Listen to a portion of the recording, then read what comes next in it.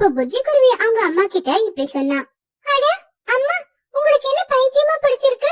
உங்களுக்கு தெரியல அந்த சிச்சு காக்கா எவ்வளவு மோசமான காக்கான்னு. அப்படி தெரிஞ்சிருந்தும் நீங்க ஏன் அந்த வயல்ல வேலை செய்யணும்னு ஒத்துக்கிட்டீங்க? அதெல்லாம் தெரிஞ்சுதானே ஊர்ல இருக்கிற யாருமே சிச்சு காக்கா கிட்ட வேலைக்கு போறதே இல்ல. எனக்கு தெரியும் புஜ்ஜி, அது எவ்வளவு மோசமானதுன்னு. ஆனா நம்ம வீடு கட்டணும்னா இன்னொரு வருமானம் வேணும்னு நீதானே சொன்ன. அதனாலதான் இங்க வேலை செய்ய போலான்னு நான் நினைக்கிறேன். அதுக்கான அவங்க வயலுக்கு வேலைக்கு போக போற?